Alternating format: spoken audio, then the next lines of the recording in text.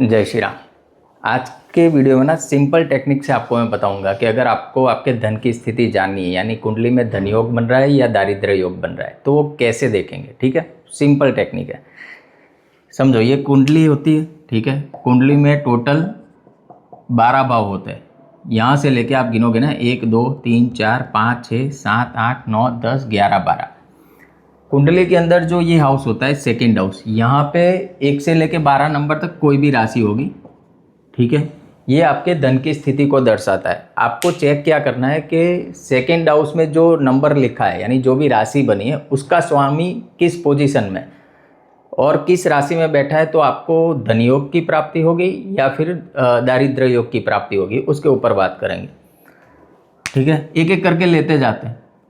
देखो, यहाँ पे आपकी सहूलियत के लिए मैं ये भी बता देता हूँ। जैसे सूर्य हो गया। ठीक है, तो सूर्य की राशि है 5 नंबर, मून की राशि है 4। ठीक है, ये गिनती देखो, आप ना ऐसे नंबर लिखे होंगे कुंडली के अंदर कौन किसका स्वामी है। तो 5 नंबर की राशि का स्वामी सूर्य है, 4 नंबर की राशि का स्वामी चंद्र है। इस हिसाब से आपको रिलेट करना है। मंगल, तो मंगल की 2 राशि है 1 और 8। उसी हिसाब से फिर राहु का तो कोई है नहीं, बट जुपिटर देखो आप, जुपिटर की राशि है 9 और 12। वीनस की राशि है 2 और 7। सैटर्न की राशि है 10 और 11। मरकरी की राशि है 3 और 6। तो ये राशि क्या है, आप देखोगे ना आपकी कुंडली, तो उसमें कोई नंबर लिखा होगा। वो नंबर और कुछ नहीं है, वो राशि का नाम है, यानी राशि की संख्या है। तो कुंडली कैसे देखते हैं कि अगर 5 नंबर है, ठीक है, किसी भी खाने में 5 नंबर, मान लो यहाँ पे 5 नंबर बना है, तो ये कुंडली का अष्टम भाव है। 5 नंबर यहाँ बना है, तो इसको ऐसे हम इंडिकेट करेंगे कि जो अष्टम भाव का स्वामी है ना, वो सूर्य है। क्योंकि सूर्य की राशि बनी है ना, तो राशि जिस हाउस में जिसकी बनी होगी, वो प्लेनेट उस घर का स्वामी होगा। ठीक है, अभी मैं धन योग और दारिद्र्य योग के ऊपर आता हूँ। सिंपल है, एकदम सिंपल। बाकी बहुत सारी चीज़ें देखते हैं धन योग के लिए, बट अगर ये भी हो रहा है ना, तो आप सिंपल टेक्निक से जान सकते हो कि भाई मेरी धन की स्थिति कैसी है। हमने यहाँ पे क्या किया, राशि मैंने आपको बता दी कि कौन किसका लॉर्ड है। ठीक है, अभी आपको चेक करना है कि आपकी कुंडली में 1 से लेकर 12 तक हम लेते जाएंगे। मान लो आपका 1 नंबर यहाँ लिखा है, तो 1 नंबर की राशि का स्वामी कौन है, मंगल। अभी कुंडली में जाके चेक करो कि मंगल 1 नंबर, 8 नंबर या 10 नंबर में बैठा है। ठीक है, मान लो 1 नंबर यहाँ लिखा है और मंगल आपका यहाँ बैठा है। ठीक है, यहाँ कौन सी राशि आएगी, आप गिनोगे तो 1 2 3 4 5 6 7 8, यहाँ 8 नंबर ही आएगा। तो ये आपके लिए धन योग दर्शाता है। क्योंकि क्या हुआ, जो सेकंड लॉर्ड है ना, उसका स्वामी खुद के घर में बैठ गया। और एक प्रिंसिपल आप याद रखो कि कभी भी कोई भी प्लेनेट अपनी राशि में बैठता है, तो ये उसी तरीके से एक्ट करता है जैसे आप अपने घर में बैठे हो। आप अपने घर में कितने सुकून से बैठते हो, तो उसी हिसाब से क्या होता है कि जब भी कोई प्लेनेट खुद की राशि में बैठता है, तो उस भाव के फल बढ़ा देता है, अच्छे कर देता है। यानी वो जिसका स्वामी है, जिस घर का, उसके फल अच्छे देंगे। उसी हिसाब से हम सारे प्लेनेट देखते हैं। ठीक है, तो अगर मंगल यहाँ पे 1 नंबर लिखा है सेकेंड हाउस में, और मंगल खुद की राशि में बैठा हो, या तो 10 नंबर की साइन में। 10 नंबर की साइन में क्यों, क्योंकि वो वहाँ पे एक्सोल्टेड होता है। या तो फिर 1 नंबर यहाँ ही बैठ जाए, तो ये धन के लिए बहुत अच्छी स्थिति है। इसको हम धन योग बोलेंगे। उसी हिसाब से मान लो यहाँ पे 2 नंबर लिखा है, तो अभी आपको शुक्र की पोजीशन चेक करनी है। शुक्र की पोजीशन, शुक्र कहाँ अच्छा एक्ट करता है, देखो 2 7 12। तो अब इस कुंडली में शुक्र कहीं पे भी 2 नंबर की राशि, 7 नंबर की राशि या 12 नंबर की राशि, यानी शुक्र जहाँ बैठा है वहाँ पे कौन सा नंबर लिखा है। अगर 2 7 12 लिखा है, तो आपके लिए धन योग है। उसी हिसाब से अगर 6 नंबर लिखा हुआ है और वहाँ पे शुक्र बैठा है, यहाँ पे 2 नंबर है इस हाउस में, और शुक्र जहाँ बैठा है वहाँ पे 6 नंबर है, तो वो आपके लिए दारिद्र्य योग है। जैसे मंगल की बात करूँ, तो मंगल को हमने अच्छा देखा कि 1 8 10 में बैठा है, तो वो धन योग देगा। 4 नंबर और 11 नंबर में है, तो फिर ये आपको ना दारिद्र्य योग देगा। अभी उसके लिए उपाय क्या करना है प्लेनेट वाइज, वो भी मैं आपको बताऊँगा। अभी आ जाते हैं 3 नंबर पे कि मान लो यहाँ पे 3 नंबर लिखा है, तो आप क्या चेक करोगे 3 नंबर में। 3 नंबर का स्वामी कौन है, मर्क्यूरी। अगर वो कुंडली के अंदर 3 या 6 किसी भी गिनती पे बैठा है, मान लो यहाँ पे 6 लिखा हुआ, यहाँ पे मर्क्यूरी बैठा है, यहाँ लिखा नहीं होगा, अगर यहाँ 3 होगा तो 6 यहाँ आएगा, और मर्क्यूरी यहाँ बैठा है, तो ये क्या होगा, ये आपके लिए धन योग हो गया। उसी हिसाब से 12 नंबर में बैठा है, 12 पे मर्क्यूरी बैठ गया, ठीक है, तो वो क्या करेगा फिर, वो आपके लिए दारिद्र्य योग का निर्माण करेगा। जब भी उसकी दशा अंतर्दशा आएगी, आपको पैसों को लेके परेशानी होगी, परिवार से परेशानी होगी, क्योंकि क्या हुआ, नीच की राशि में चला गया। यहाँ पे जितनी भी मैंने राशियाँ लिखी है ना, नीच की राशि है या तो फिर उसके वो राशि है जहाँ पे वो उतना कंफर्टेबल नहीं है।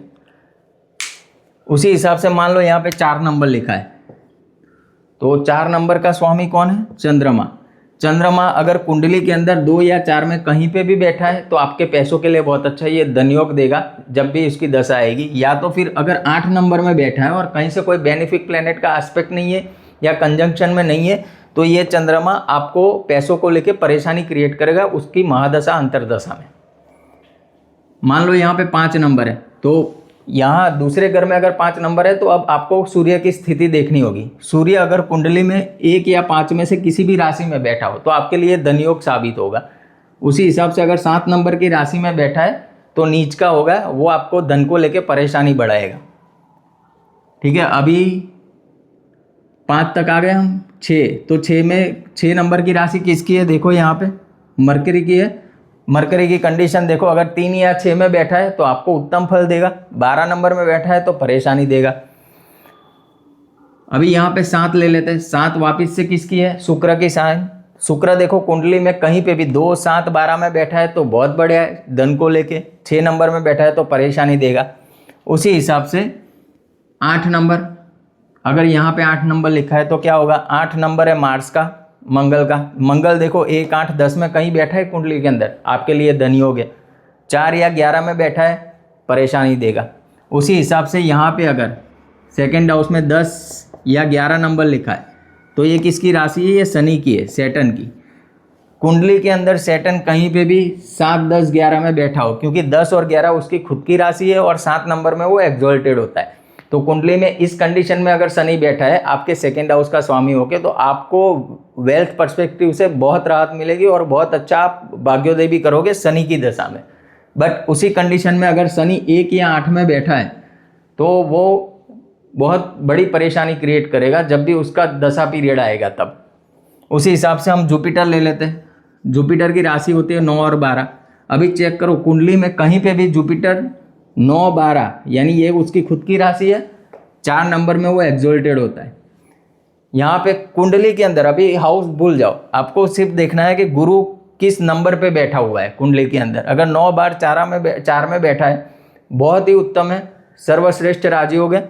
और उसमें भी अगर एक केंद्र में बैठ जाए तो हंस महापुरुष योग भी बनता है, तो आपको पैसों के साथ साथ प्रतिष्ठा, मान सम्मान और सारी सुख सुविधाएं देता है।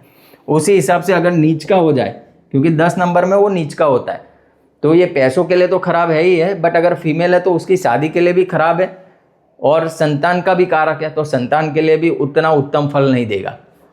तो इस हिसाब से हर एक प्लेनेट को आप ये एक बेसिक है, ऐसे आप पहले तो जज कर लो कि आपके कितने प्लेनेट कौन सी राशि में बैठे हैं, तो आपको एक मोटा मोटा आइडिया आ जाएगा कि आपका सेकंड हाउस का जो लॉर्ड है वो किस परिस्थिति में बैठा है। अभी मान लो कोई यहाँ पे बैठा भी है बट उसको जुपिटर कहीं से देख लेता है। मान लो कि मंगल आपका नीच का बैठा है यहाँ पे 4 नंबर में, बट जुपिटर उसके साथ बैठ गया है अच्छी कंडीशन में, यानी 9 बार 4 का देखो 4 नंबर में जुपिटर उच्च का होता है, मंगल नीच का होता है। एक ही हाउस में जुपिटर और मार्स बैठ गए, तो अभी क्या हुआ, मंगल का नीच भंग हो गया। तो अभी मंगल आपको बुरे परिणाम नहीं देगा, वो आपको अच्छे परिणाम देगा। तो इस हिसाब से अगर ये प्लेनेट इन राशियों में बैठे हैं तो आपको धनयोग देंगे, और अगर इन राशियों में बैठे हैं और कहीं से कोई शुभ ग्रह नहीं देख रहा है तो ये आपको ना दुर्योग यानी दारिद्र्य योग देंगे। अभी करना क्या है वो समझ लो हर एक कंडीशन में। अगर सूर्य 7 नंबर में बैठा है, आपको आदित्य हृदय स्तोत्र का पाठ करना है, सूर्य को जल चढ़ाना है और सूर्य के बीज मंत्र का जाप करना है। ठीक, शनि बैठा है 1 या 8 में, तो आपको क्या करना है, आपको उड़द की दाल का डोनेशन करना है टेम्पल के अंदर और शनि गायत्री मंत्र का जाप करना है। वीनस बैठा है 6 नंबर में, गौ सेवा करो, उससे बढ़िया कोई उत्तम उपाय नहीं है इसका। मर्क्यूरी अगर 12 नंबर में बैठा है, आपको विष्णु सहस्त्र नाम के पाठ करने हैं। जुपिटर अगर 10 नंबर में बैठा है, आपको नारायण स्तोत्र का पाठ करना है। मार्स अगर 4 नंबर या 11 नंबर में बैठा है, आपको हनुमान चालीसा का पाठ करना है। चंद्र अगर 8 नंबर में बैठा है, आपको ओम नमः शिवाय का जाप करना है और डेली शिवालय पे जल चढ़ाना है।